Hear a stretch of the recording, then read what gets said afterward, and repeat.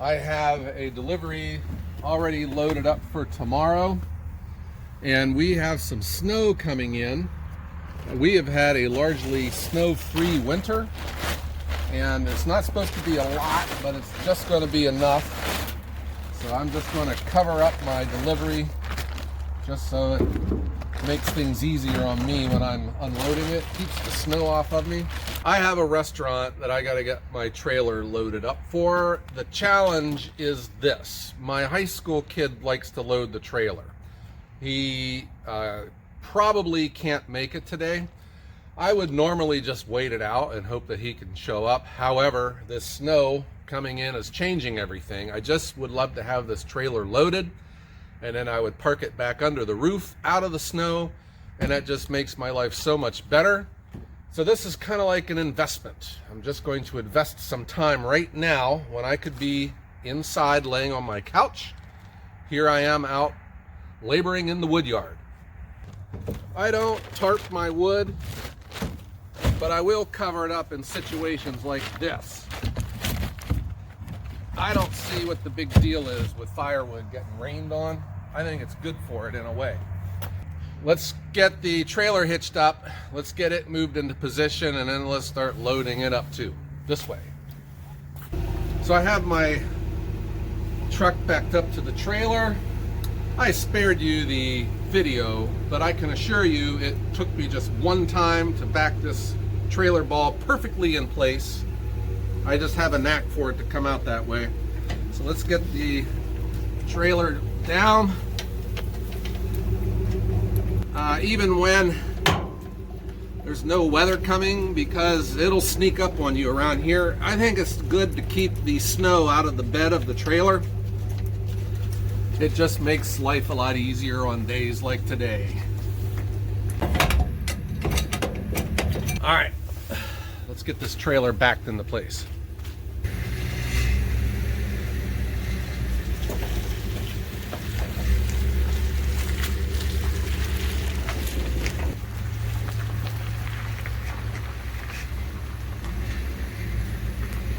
If I ever do get moved to a new wood yard, I think it would be right to set it up so you never have to back up. You just have everything in a big loop. But I enjoy backing up trailers. I don't know why. It's just something I think I'm pretty good at, but I'm not the best, but I think I'm pretty good.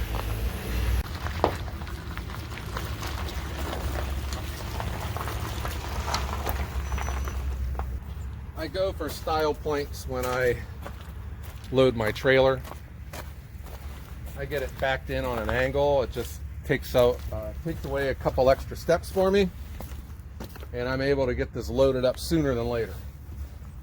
So I make my step, makes life easier on me, and then from here, guys, there's no way of getting around it. It is a job.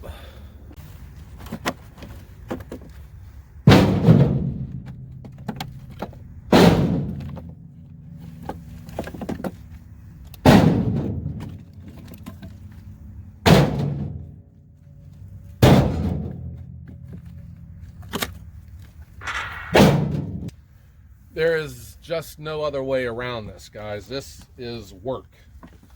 If people ask me what I like most about having a firewood business, I think what I enjoyed the most is selling.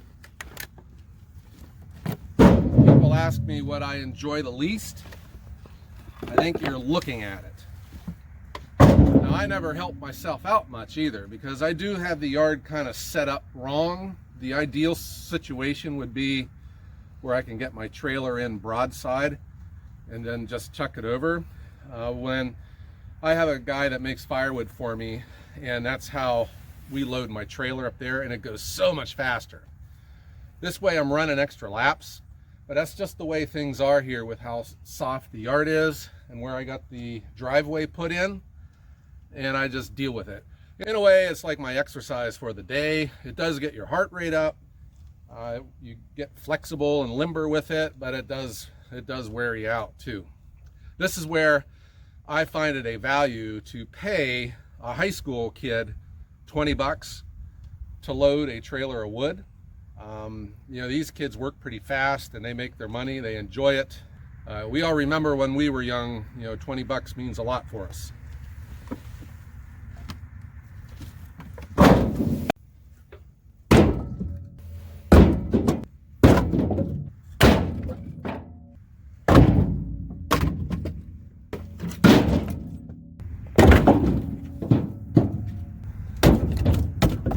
This trailer has to be nicely sorted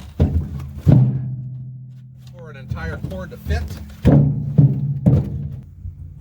And this is when I measure my firewood.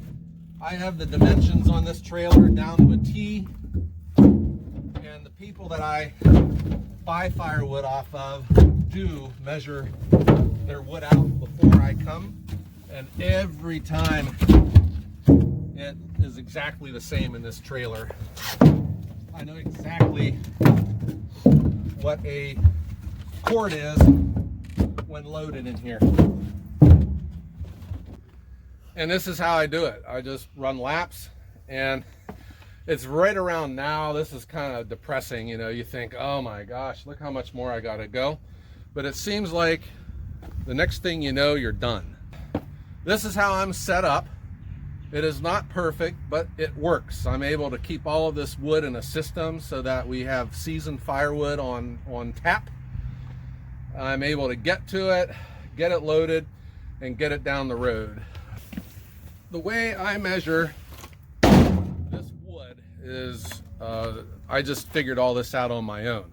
The one thing that I had heard one time, and man, it just got under my skin. A customer had bought a face cord, a third of a cord of firewood. He stacked it up and it was short, and he called the guy back and he says, hey, I didn't get enough wood. He says, oh no, when we made that wood and stacked it, it was a perfect third, but the wood has seasoned out and it has shrunk, so you still get a third of a cord. And I was like, no, a third of a cord is a stack of wood 4 foot tall, 8 feet long, and that's it, nothing else. So you can't really truly measure your firewood, season it out, and expect it to be the same. You got to add more to it. It's getting a little hot around here. I think I'll just take my coat off and stay a while.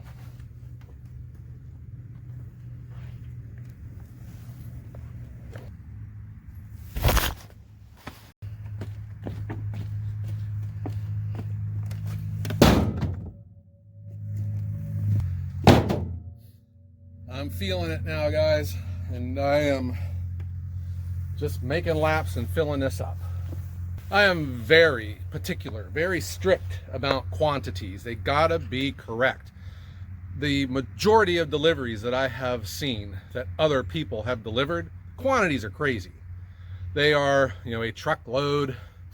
I even bought a load. The guy said it was almost a cord. Got a good deal on it. It wasn't even a half of a cord once I got it stacked out, and you know, the wood was just weird shapes and all. So quantities, it is not open for debate. You know, I remember this was a while ago, I had showed a half of a cord in my pickup truck, and this guy's arguing with me saying that's not a half of a cord. You can't fit a half of a cord in a pickup truck. You know, and I was like, this is not open to debate. This is an objective measurement. It uses math. You know, it's like the distance between New York City and Los Angeles is not open for debate. It is an objective measurement. Same thing with cords, half cords, third of a cords, quarter cords, sixth of a cords, 3/4 of a cubic foot bundle. It is not open for debate. It is an objective measurement, and that's what we got going on here with this trailer.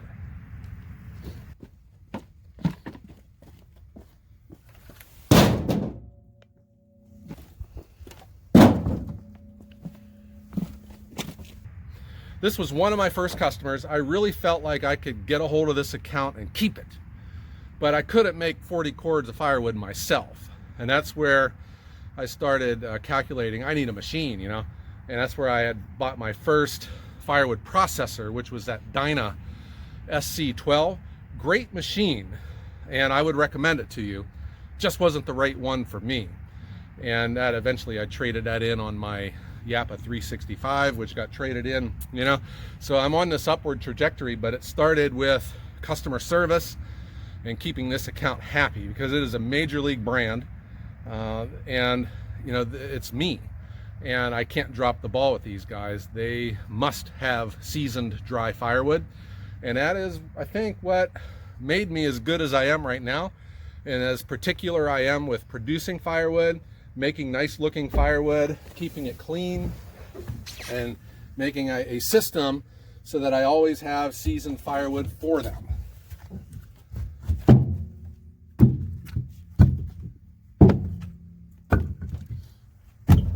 In this case here, the wood's got to look good too, because the customers can see it. So, you know, you can't take in logs that's covered in mud and mushrooms.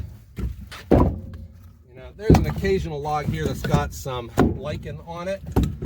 I think that's reasonable, especially this time of year, because this wood would have been made in the spring, and springtime wood is the ones you got to look out for. You can always tell when your firewood was made in the spring because it's covered in mud and moss and lichen. So that is where I started producing wood with the dump trailer as part of my production, where this wood never touches the ground. It gets produced right into the trailer. It's moved out to where it can be stacked. It's stacked right onto the pallets, and it sits there until it's loaded, and that's what you're watching right here. Work, yes it is. This is one of the benefits of stacking, though. You can pick up a row like this. You know, it does minimize your labor. There's always different ways to do this too. You know, it would be nice if you do it with help. I got a couple Amish families that produce for me, and this one family, he has all daughters. There's 3 of them. When we do this, we will have this trailer loaded in under a half hour together. And then I have this other Amish family that makes wood for me. I was over there one day, he was having a party, and all of his cousins, they all came out to help. There's probably like 8 of us. We had this loaded in 12 minutes. That was like a world record. And I was heading on down the road. So doing it by yourself, though, you obviously take a little bit longer. Taking a water break. The boss man isn't around to start yelling at me to get busy, so this is the very deceptive part of loading this trailer. You think we're almost done, and I'm telling you, there's probably more than 1/3 of a cord still to go into it. What I didn't show you, I have just off screen a pile of cherry that's been there for too long, and I got tired of looking at it. So I thought I would just throw this in, and this will go to the restaurant. They love cherry firewood too. I mean, who doesn't? I think for heating your house, cherry tends to spit sparks and pop, but you know, it's got an unmistakable aroma to its smoke. And the smokers around here are always asking for it. I have an abundance of it right now, and I just thought I would just get rid of this, and it'll help me with some stacking. I have a lot of wood to get processed, and you know, the ground's kind of soft right now, and it's hard to get to where I want to stack it. So I'll get rid of this. That'll help me in the long run. Okay, enough jibber jabber. Let's get loading. So guys and gals, is this efficient? Is this the perfect setup? No. But it's what I got going right now. It is helping me maintain profitability, but it is labor intensive. While I do this, I think, you know, in the long run, is this going to bring long-term success? And obviously no. I need to make this more efficient. I don't know how I'm going to do it yet. These bags, they're out. There's no way I could keep wood in those as long as I do to dry out to where they're not going to be mold, you know, when you're stacking them. IBC cages, they're expensive, and you know, I still gotta unload them down at the restaurants. I still think, you know, paying a high school kid 20 bucks to do this, it's the way to go. But for where I am right now, it's not the perfect solution. If it was, I wouldn't be doing a video of me loading the trailer.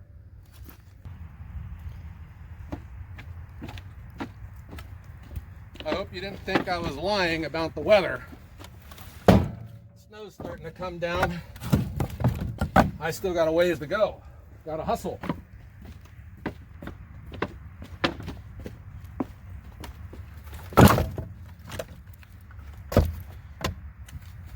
For one of the milestones now, I can shut the doors and we'll start backfilling this. Uh-oh.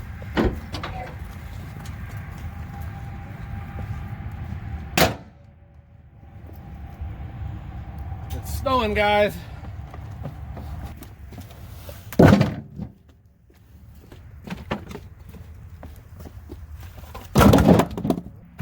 I had contemplated on not doing this and just riding out the storm, but now that I am almost done, this load doesn't go out really until 3 days from now, but I can cross it off my list.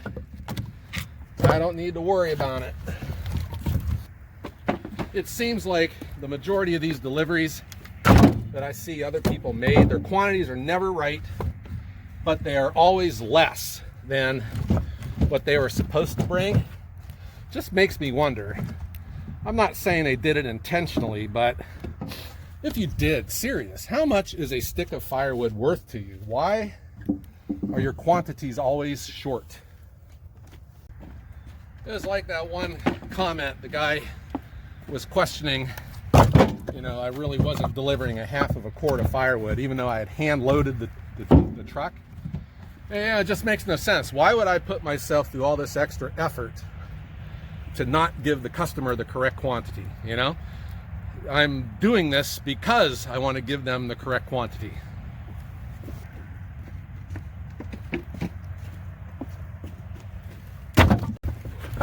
And just like that, I am done. And the snow's coming down, so I'm going to say I'm done. When this delivery goes out, I will eyeball it, and if it's short a little bit, I'll throw some more in. But let's get this out of here. So, for those of you at home, the measurements of this trailer, all right, this is a 10-foot trailer, and it is 6 feet wide. It is 2.5 feet tall to the top of the board right here. But I am saying you cannot accurately measure your quantity by simply typing in those amounts, because the wood is 16 inches. It doesn't stack 6 inches wide. So the way you have to do this, guys, you have to take a 16-inch stick, which equates to 1.3 feet. Let's do a single row. It's 10 feet times 2.5 feet times 1.3 feet. That equals 32.5 cubic feet. So that's a little bit more than a quarter cord. So you multiply that times 4, because we have 1, 2, 3, 4 rows. And that comes out to just over 128 cubic feet. So that is probably accounting for the slope here, because this is 10 feet and I don't stack it all the way to the very end. Comes out to exactly 1 cord. Works out great. All right. Let me get this trailer moved out. Let's get it put under the roof. Here we go.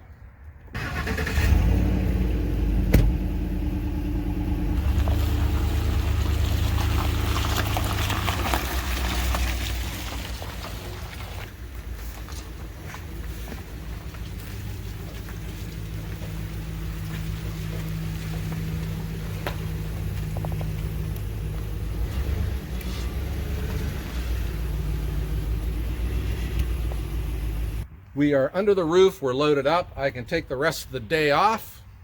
Don't want to have to deliver wood in this kind of snow. My truck is ready to go in the morning for a delivery. And we're done, guys. We got the trailer under the roof. It's out of the snow. We'll let the storm come and go. This load will be going out in a couple days. But you know, here you go. This could be an opportunity for me to do a lot of complaining and think, man, this stinks. But it doesn't. You know, I think on a bad day in the wood yard beats a good day at work any day. All right, guys, I hope you enjoyed this. I better go get the snow shovel. Have a great day.